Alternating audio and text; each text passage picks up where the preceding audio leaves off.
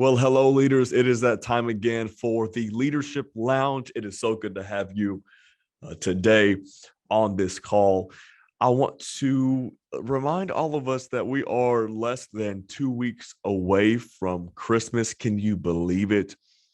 2022 will be here in a couple of weeks. It's crazy to think that January 2019 was 3 years ago.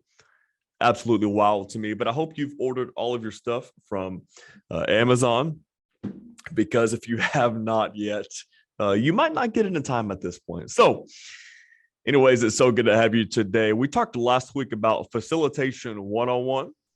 I want to talk about facilitation 201 today. This might be a wrap up to our facilitation series. Again, I want to remind you that we talked much more in depth on conducting meetings in a prior video. So just go to our private channel and just scroll down and find the episodes talking about meetings. I go pretty in depth on those. And so I know they'll encourage you as well. And of course, we are in a different day and age now, especially here in 2021, going into 2022, to where a lot of the meetings that we are doing, more than half the meetings that we are now doing, by and large, corporations are doing, are on Zoom, Skype, FaceTime, whatever it might be. I'm sure you might have made the transition from Skype to Zoom, like many of us have. But now we have something called the metaverse that we are going to be meeting on someday or another. I saw last week where a church now has a metaverse campus. So we are full send in the metaverse, but we are going to stick with Zoom for the time being. I'd rather see your face than see an avatar. So that's the setting we're going to stay in today. But today it is facilitation 201. I'm going to give you some quick thoughts, but again, I encourage you to apply all of these. They will work if you work them, if and only if you work them. Okay, so let's talk about some other facilitation tips today on facilitating meetings. And of course, this teaching lives in the sway of an in-person meeting and a Zoom or a virtual meeting as well. Our arching thought today, we talked about it last week, but it's this: as a facilitator, don't aim to be the most interesting. Aim to be the most interested. Okay? Don't try to have all the answers and be the most interesting one in the room. Be the most interested. The power of a facilitator is asking questions, knowing how to provoke and encourage dialogue, conversation between one another in the room, finding solutions that's hidden in the gold that is in front of you, not always within yourself. Sometimes it's best for chemistry, collaboration, teamwork, to maybe even hold your opinions and just begin to ask the room. There are many different reasons why we do this, but I think chemistry, collaboration, and teamwork are some of the top reasons why we would do that. And it gives people a voice, and people, they have something to bring to the table. That's why you brought them on your team, and they need to feel that. They need to feel like they're contributing and not just a pawn in your game. Okay, and so let's talk about it. Number one, have some sort of icebreaker, like a little check-in or something. Just ask people how they're doing, smile. This of course is just pretty generic advice. This might not translate to every single setting. There might be exceptional things, but most of the meetings that we have, we can do a little bit of an icebreaker, comment on the weather, check in where everybody is watch, contributing from, if it's a virtual meeting. Are they in a coffee shop? Are they home? Comment on that. What city are they in? It all depends on your context. But if it's a physical meeting, just ask how everybody's morning is. Joke and say something like, I hope you have your coffee. I opened up this meeting talking about 2 weeks away from Christmas. That's something that we can all relate with. So open it up, break the ice, be warm, be welcoming, inspire a little bit, and then inform. Okay, that goes for many different settings of communication, but you want to inspire before you inform. Because once you've opened up my heart and my mind and broke the ice, we can all go somewhere together. Okay, there was one time I was called by my boss. This was at a different location, and this boss taught me probably more than anyone else has ever taught me in my life, and I'm so grateful for him. But he had me lead a staff briefing one day. And my personality, I'm pretty black and white. My inclination is to go straight business and just check box and let's just get the job done. We can hang out later. But that's not always effective and it's not always best. Okay. So I have to acknowledge that and let maturity and wisdom kick in and discernment and lay down my inclination, lay down my maybe even preferred style for the sake of greater effectiveness, efficacy, right? And so what I did was, I gathered everybody around, and it was before an event, and I went straight into business. Hey, you got this, you got that, you got that, you got that. Okay, we're good. Let's break it out. Go.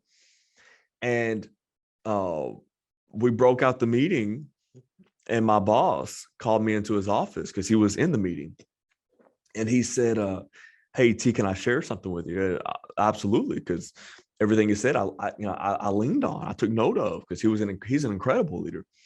And he said, if you keep leading that way, he said, you're going to look up one day and nobody's going to want to serve with you. Nobody's going to want to follow. And of course, we use the word follow loosely because we know that it's not about gaining a following, but about serving people. But he said, if you keep doing that way, you will you'll minimize your impact. And he began to go on and share on what I can do next time and loosen up the room. And, people are coming from all different, you have no idea what situation they're dealing with at home, situation that they might be dealing with at their desk. Maybe they walked out of their office from an intense setting. And you want them to feel like staff meetings or whatever it is, whatever kind of team meeting, you want them to feel like it's a safe place. It's enjoyable. And I remember the meetings that I had every single week with this particular boss. His name's Dustin. And Dustin, the way that him and his executive, his right hand, would lead the meetings, the entire staff, we looked forward to said meetings. It was so inspirational and encouraging. And even if we got challenged as a team, we felt so inspired in it. And so anyways, break the ice, do a little bit of a check-in, warm up the room.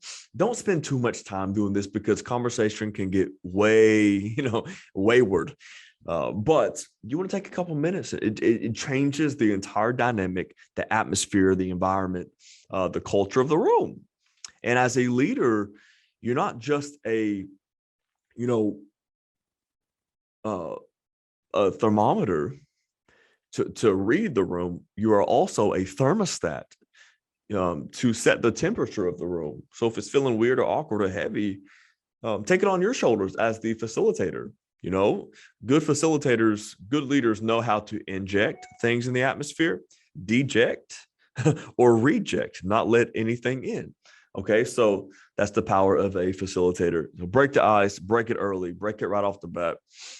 Have them walk into maybe music or coffee or, food goes a long way. And so just things like that, just what we would call a vibe, a good atmosphere, an atmosphere of focus, of inspiration. Okay, so, and maybe it's a virtual meeting. And, there are ways you can stream music. And when they sign in, they're, signing into music. And Maybe play a quick game up front or do something. Give kudos up front. Hey, Rachel, I just want to say kudos to you. You killed it in sales this week. Here we are emailing you right now. Coffee on us. Here's $5 for coffee. Or Brian, you're doing so good this week. Or I saw how you engaged with that client. Here's a $20 gift card to Chipotle, whatever it might be. Do those type of things because it inspires. I keep using the word inspired because inspiration matters as a leader, as a facilitator of a meeting. You want people to want to show up to these meetings. Not every meeting has to be bad. I love good meetings and I hate bad meetings. Okay. Next point, have clear meeting assignments. So maybe it's not all on you to facilitate everything. Maybe you have someone else come up with icebreaker things, questions, games, activities, whatever it might be. Maybe have someone lead certain presentations. You assign maybe someone to take notes or keep time. And then you assign somebody to send a summarizing email, a wrap-up email, some takeaways, some clear assignments. You want to give clear assignments as you leave the meeting. So not just, hey, let's get this done, but who is getting it done? Have a specific person, Rachel, you are responsible for doing this in the next, 72 hours. We'll catch back up. We'll circle back around in a few days. Versus, because we can't just assume that somebody's going to pick it up. Assumption is the lowest form of knowledge. So we can never assume that somebody's just going to do it. Okay. So send a wrap-up email, share the meeting notes, etc. Next point, you want to manage the energy well. I kind of talked about it already. You are a thermostat. You're going to set the temperature of the room. Sometimes we talked about it last week, but sometimes it's good just to take 5 and walk around, maybe just stand up and do a little bit of a stretch, do a little bit of a funny exercise, have everybody, do a jumping jack or shout hoorah together or something that is engaging, that temporarily disconnects their mind, gets some of the juices flowing. You just want to continuously fuel the energy, fuel creativity, fuel excitement and inspiration. Okay. So clear takeaways, clear assignments, manage the energy, and just remember to be the most interested, not the most interesting. All right. Okay. So my challenge to you this week, and I usually don't do challenges that require, anything financially, but I do encourage you to get this resource. I think I've talked about it before. It's a great book. It's called How to Work a Room. It's by Susan Rohn, Roane, I believe, Susan Rohn. And if I got the story right, it's an old book from like the 80s that's been revised to more of a modern day because we're a little bit more, tech driven and virtual worlds. And it's not just saying how to excite the whole room and how to get on the mic and work it like that. It's talking about there's a lot of emotional intelligence involved and how to fill a room and all the way from staff parties to Zoom meetings, etc. So I encourage you to check out that resource, How to Work a Room, because a facilitator, a leader knows how to do just that. And at the end of it all, everybody feels encouraged to move the mission at hand forward. And that's what you want. Love you guys so much. Thank you so much for being a part of the Leadership Lounge. I am here to be a resource to you and to serve you on your leadership journey, but continue to move people forward. That's what leadership's about. Talk to you soon.